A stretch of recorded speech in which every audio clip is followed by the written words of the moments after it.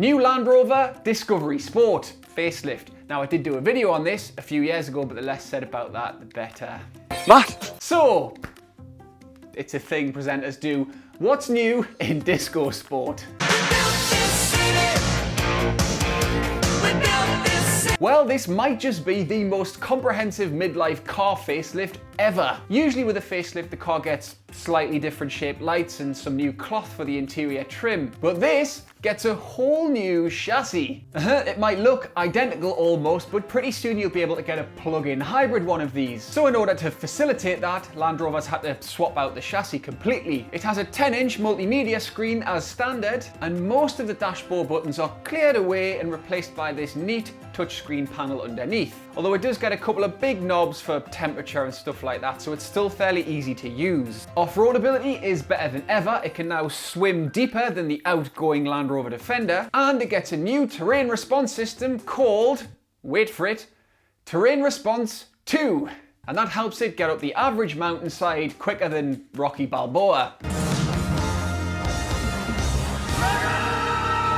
Now Land Rover is sticking with its standard range of 2-litre 4-cylinder petrol and diesel engines called Ingenium or something, although most of them now come with a mild hybrid system. And that means they get a 48 battery that's filled up using energy recaptured from deceleration, and then that energy is used to give the petrol or the diesel engine a boost during acceleration. And that makes it both quicker and, in theory, more economical. Up to 10% more economical, it's claimed. On that, you're looking at economy anything from about 48 miles per gallon for a very basic diesel with front-wheel drive and a manual gearbox and 5 seats, to 30-ish for a top-of-the-range petrol with an automatic gearbox, 7 seats and 4-wheel drive. Now they're claimed WLTP averages, which is the newer and more realistic fuel economy thing, though in my experience with the car, which you're about to see, claimed fuel economy, WLTP or otherwise, and real life economy are two very different things. It's quite expensive too. Now with this thing there is such a vast array of possible trims and packs and seat arrangements and drivetrain arrangements. It can all be very baffling, but at the bottom end you're looking at about 31,500, and that's for a basic diesel with a stick shift and 5 seats. Then at the top end of the range it's closer to 50,000, and that price puts this car squarely in the premium German SUV landscape, although Korea and indeed Spain and the Czech Republic also do things similar to the Land Rover Discovery Sport, albeit without the off-roadability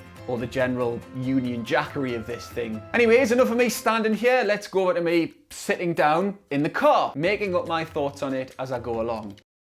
Well, it's not that I don't like it, I do quite like it, I just think that it falls short in quite a few different areas, and also I just think it's a bit boring, a bit bland, a bit lackluster. It doesn't matter how capable your car is, and this is very capable in many ways, both in terms of its practicality and its sort of go anywhere ability, but you also want your car to have that bit of something extra that makes you really love it or really like it in some way. And this is of course highly subjective, but for me this car just doesn't have it. So we're going to talk about stuff that is easier to quantify, albeit it's still subjective, like the refinement, ride quality, stuff like that. So this is a facelift technically, but very unusually for a midlife update, it's on a whole new chassis. And the upshot is that it's now 10% stiffer than the outgoing car, and that gives you all kinds of benefits. Main one being ride quality. And even though I haven't driven one of these since I did the video on it about 3.5 years ago, it does feel a lot better than I remember. It's still set up on the softer side, but it just feels that bit more sophisticated. It seems to control the body better than it did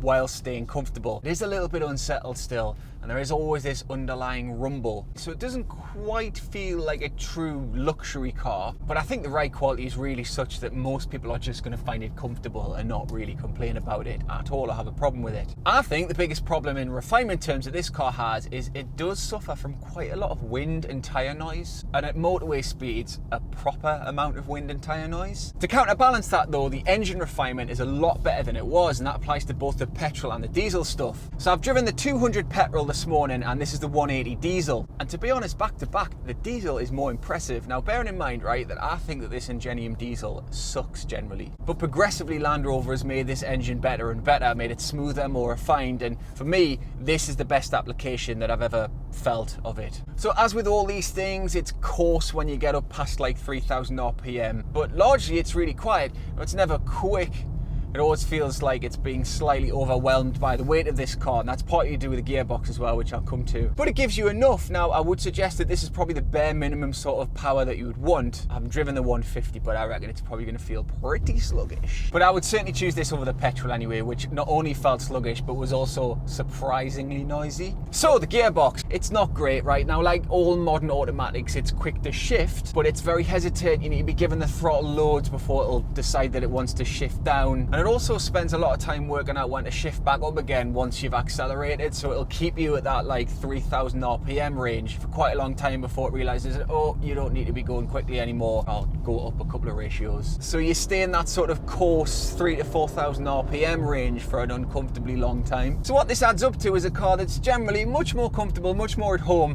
when you're driving it gently and you're not asking too much of it. Now, of course, we can conform to some stereotyping here, and we can say that that is probably how this car is going to be used most of the time. It is a school run car, it's a family car, right? And most people using it on that basis will find it very agreeable. Facelift makes it even more agreeable than it was before, which you would expect, but it's good to know, right? So the interior is much better. It's kind of plain looking, but personally I like how minimal it is. And the quality is ostensibly okay. It's pretty much the same. It's kind of padded leathery stuff here. It's probably leatherette. But of course, ostensibly is the key word in that sentence, because we all know things that we all know about Jaguar Land Rover quality. Now, one thing that have changed is they've given it more interior storage at the front here.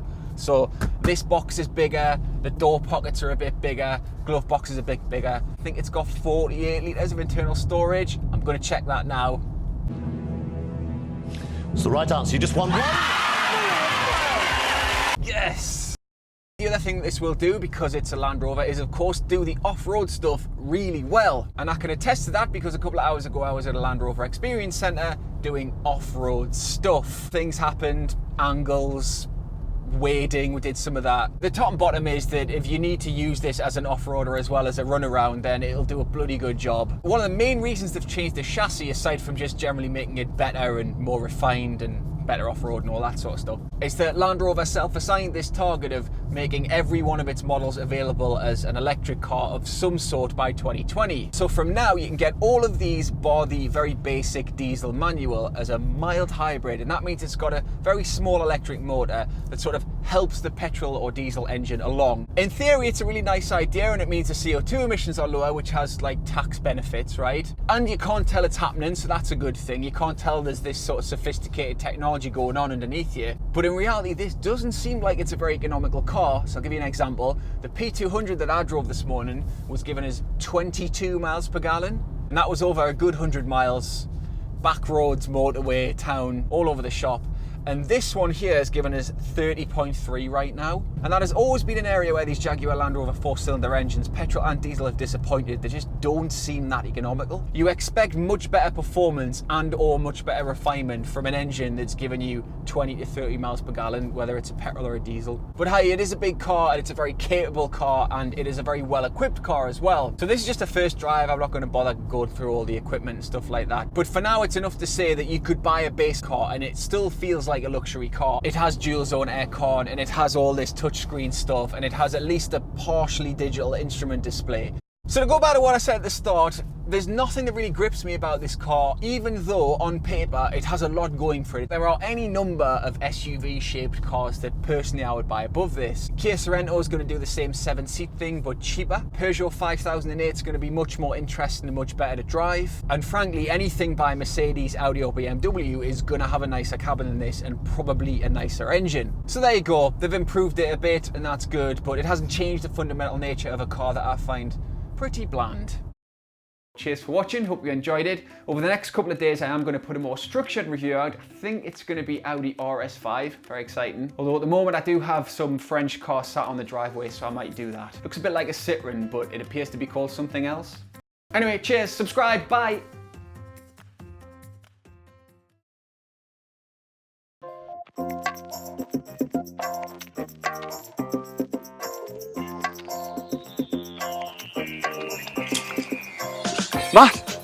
Matt, what are you doing?